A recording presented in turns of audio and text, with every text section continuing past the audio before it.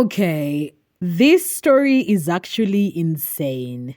You guys, I can't even begin to describe how surreal this feels.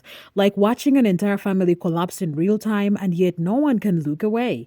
It's one of those moments where you scroll past the headlines, pause, scroll back up, and whisper to yourself, is this really happening? Drew and Stephanie Jenkins, the TikTok couple who once branded themselves as the definition of resilience, are now standing at the edge of a complete ruin. Their lives have been under public scrutiny for months, but this time it feels final.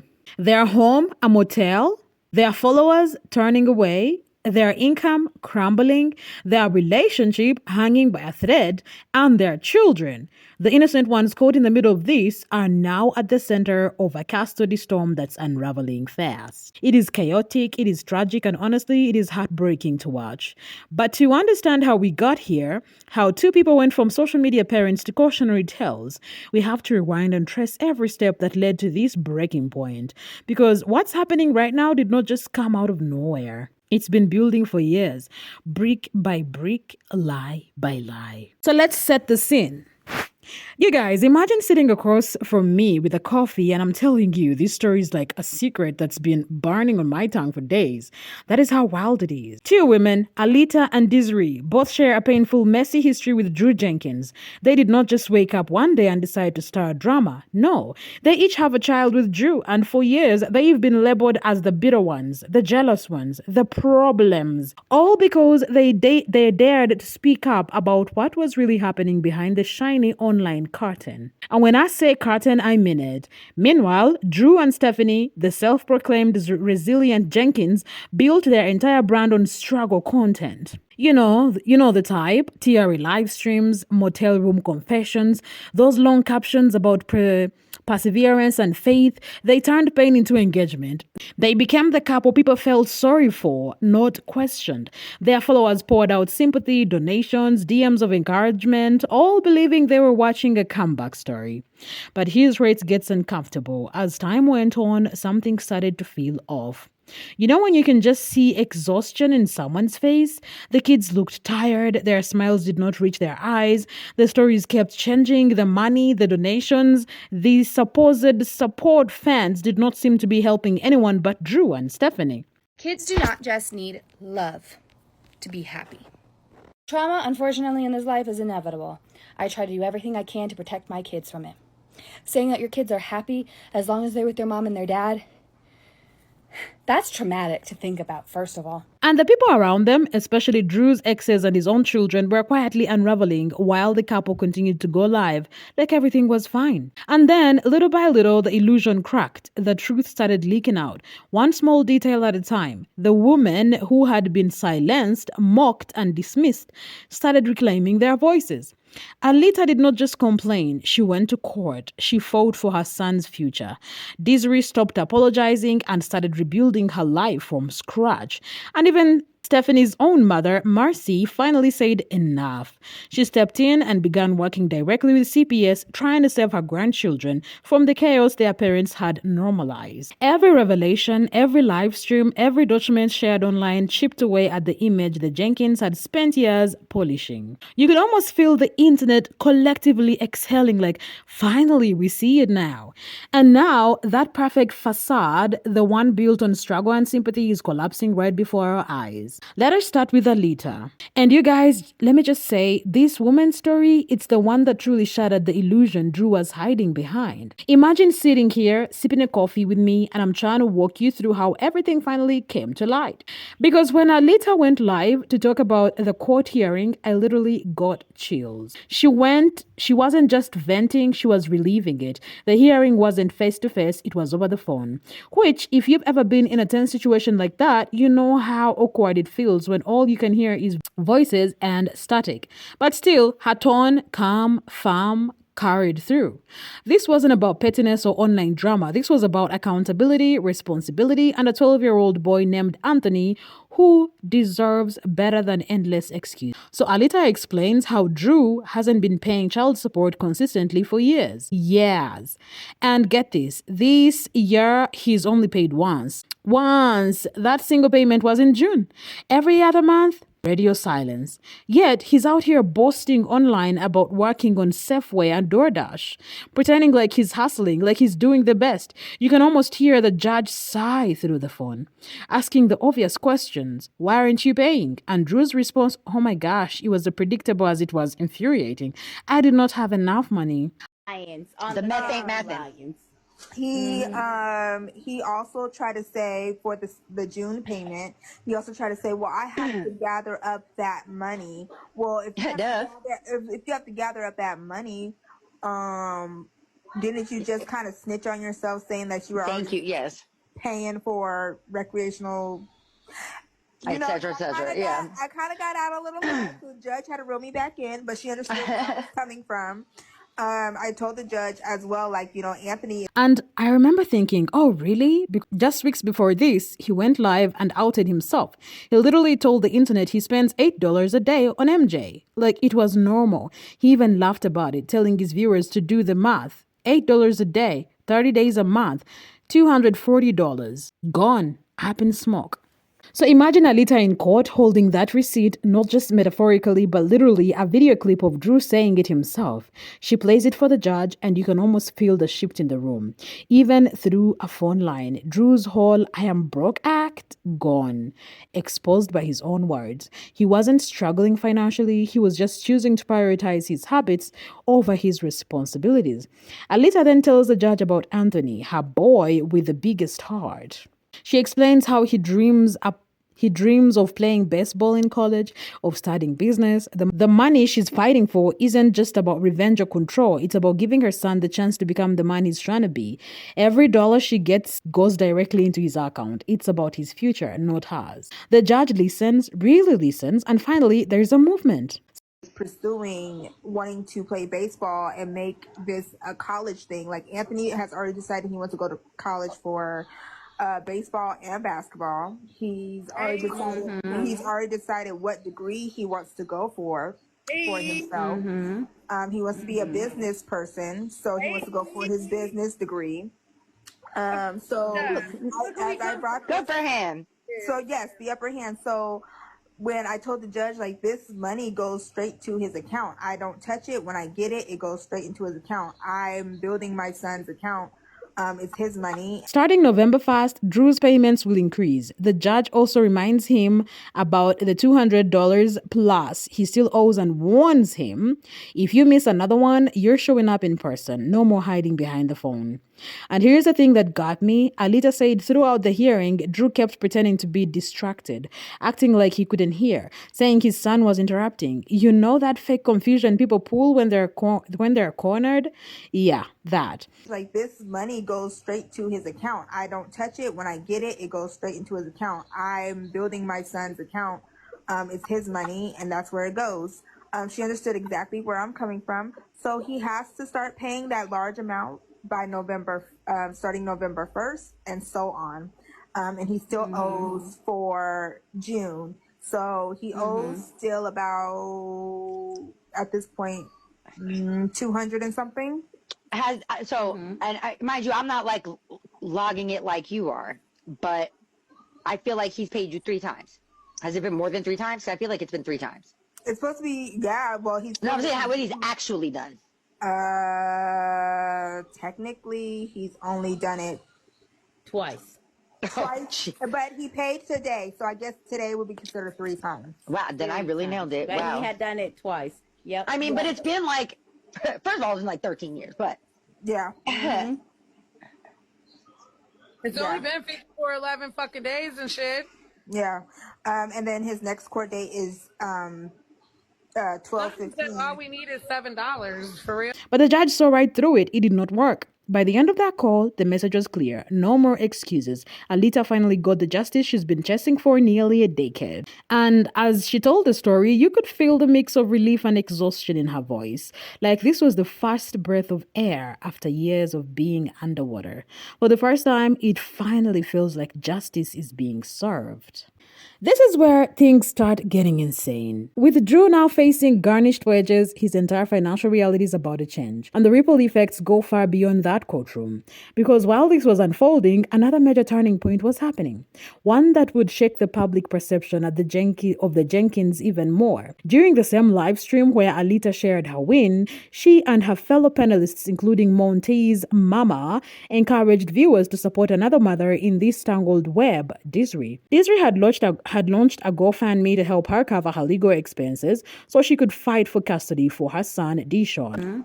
He wants to be a business person, so he wants to go for his business degree. So as I brought Good for him. so yes, the upper hand. So when I told the judge, like, this money goes straight to his account, I don't touch it. When I get it, it goes straight into his account. I'm building my son's account. It's his money, and that's where it goes. She understood exactly where I'm coming from. So he has to start paying that large amount by November, starting November 1st, and so on. And he still owes for June. So he owes still about, at this point, 200 and something. Mind you, I'm not like logging it like you are, but I feel like he's paid you 3 times. Has it been more than 3 times? I feel like it's been 3 times. It's supposed to be, yeah. Well, he's. No, I'm saying what he's actually done. Technically, he's only done it Twice. twice, but he paid today, so I guess today would be considered 3 times. Wow, then I really nailed it. But Wow. he had done it twice. Yep. I mean, but it's been like, first of all, it's been like 13 years, but Yeah. It's only been 11 fucking days and shit. Yeah. And then his next court date is 12/15. All we need is $7. For real? Wow. Shut up. Wait, what? Wait, what? What happened? they're making a round number to give it a clean 94 donuts. I thought, man, I had to go back to that because I was like, wait, what? Like, I'll pee on myself. Y'all about to have a whole show. Oh, Lord. Oh my God. Yeah. I wasn't ready at that moment, To and I get had to 90. Oh, to get to 94. Okay. Okay. Okay. But 9400. so Okay. his Donuts. next court date will be December 15th. So 5 days after my birthday is his next court date. Oh, but he's gonna have Christmas shopping today. That if he ain't gonna be doing nothing. But yeah, that was the update. So, and mind you, when I was talking, he was very silent. And when the judge was asking him if he understood things, he wanted to talk about, oh, I'm sorry, I was kind of distracted by my youngest son. Oh, I'm sorry, can you say that again? As if he didn't hear her. He heard her. Because I mean, pay attention too. Like, part away. He was on the phone. Stephanie was in court too with him per the phone. man, He did a call in. So basically, if he does not make this payment, the judge ordered him to come in to the courtroom instead of being over the phone if he does not make these payments. All I know is right there, y'all, in this room. This is why we need everybody to pay their bill tonight and just throw your little $10 on the tab if you can type shit, because that's what their courts look like. Within days, the internet responded with overwhelming support. Her fundraiser soared from 9,000 US dollars to over 10,000 US dollars in just 16 days. People were tired of seeing good mothers painted as villains, while neglectful parents reaped sympathy online. And honestly, this moment was about so much more than money. It symbolized a shift, a collective decision by the public to stop enabling the Jenkins chaos. Desiree's fight isn't just about getting Dishon back. It is about protecting him from an environment that's clearly unsafe. The motel, the instability, the manipulation, it's all taken a toll. Dishon has shared stories of being denied seconds at dinner, being told his mother would kidnap him, and feeling like an outsider in his own family. That $10K dollarized for Desiree represents more than just legal aid. It is a lifeline for Dishon. It's the chance for a child to finally have peace. oh, It's done. Oh my God. I got chills. Who's having a second? fuck that, babies. Fuck that, bitch. Fuck that. Fuck that, bitch. Holy shit. Yes. Team Monty. Team Monty. Yes, Team Monty. See, Monty, that Monty movement move. When they said we was on some bullshit. They said we was scamming and we was on. What did they say about us? I don't care. They said we did that shit. We did it. And just when it seemed like the situation couldn't get any heavier, Stephanie's own mother entered the picture. Marcy, a name that's now becoming central to this entire story, recently went live to share an emotional update. According to her, CPS is now visiting the motel daily. Daily visits. That alone speaks volumes about how serious the situation has become. Marcy revealed that she's preparing to take custody of the 4 remaining children who are still living in that motel. She has the space, the means, and most importantly, the heart. She's done it before, years ago, when Stephanie went to rehab. Marcy took care of those kids. Back then, they were clean, fed, smiling. They looked like kids again. She said she's ready to do it again, and according to her, CPS is on her side. With every new check-in, the chances of her regaining custody are growing stronger. It is poetic in a painful way. The same mother Stephanie once distanced herself from might now be the one to save her grandchildren from the environment she created. At this point, everything that once gave Drew and Stephanie control is slipping through their fingers. Their kids, their followers, their narrative. If this continues, and it's looking like it will, Drew and Stephanie could lose custody of every single one of their children. And while that sounds harsh, many believe it's necessary. These aren't isolated mistakes anymore, they are patterns. Once those kids leave the motel, it won't just be a legal decision, it will be liberation. For 3 long years, they've been trapped in a cycle of instability, neglect, and chaos. Losing custody may be the only thing that forces Stephanie to look in the mirror and see the damage her choices have caused. But there's another layer here. Stephanie's entire online identity revolves around her children, the resilient Jenkins brand, the emotional live streams, the sympathy-driven donations. If those kids are removed from her care, that content disappears too, and with it, her last remaining sources of income. Clearly a race issue. Steph has been spreading lies about Desiree for months and months and months, and she has also had her minions doing the same thing. But Desiree and her supporters have refuted all of that with actual evidence. Like, court documents refute a lot of this information. Like, for example, one of the lies that pisses me off the most is how people are always like, oh, Desiree had no interest until Steph went viral. You cannot fake court documents, okay, when you go in and get them yourself. She has been trying to get Deshaun back since 2022, very shortly after Steph came into the picture. We have been showing that to so many people, and people still push the lies that Steph has been pushing. So all that to say, it is very clearly a race issue because Steph just has to say stuff, and people who even don't support her continue to push those lies. And now I still see those lies all the time. Meanwhile, you have people refuting these lies, and I guarantee you, if Desiree's skin was a different color, people would actually listen, but they're not still. Drew, on the other hand, now has to manage higher child support, deductions, and a drastically reduced paycheck. If they don't adjust their habits, the financial strain alone could break them alone. It is the definition of a reckoning. Years of excuses, manipulation, and denial are finally catching up, and this time there is nowhere left to run. When you strip away all of the drama and noise online, what's left are the children who just want normalcy. Anthony, the baseball-loving 12-year-old who is still holding on to his dreams. Deshaun, the little boy who wants to go home to his mother.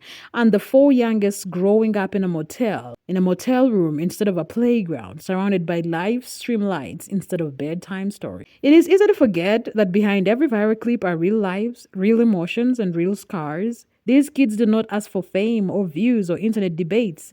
They just want peace. That is why every little victory, Alita's court win, Disree's fundraiser, Marcy's custody efforts, matters so much. They represent something pure amid the chaos. And maybe that is why this story resonates so deeply. Because it's not just about the fall of 2 internet figures. It is about what happens when truth finally outweighs the performance. So now we're left with one question. When the cameras turn off, who will Drew and Stephanie be? Will they finally face themselves, or will they disappear into the same silence they created for others? Because right now, it feels like the story of the resilient Jenkins is closing its last chapter. Not with a bang, but with a quiet, devastating truth. Maybe this ending isn't tragedy. Maybe it is a beginning. for the kids who finally get to live free of chaos, and for the people who fought to make that happen. What do you guys think? Because honestly, I am still processing this one. It is messy, it is painful, but above all, it is real.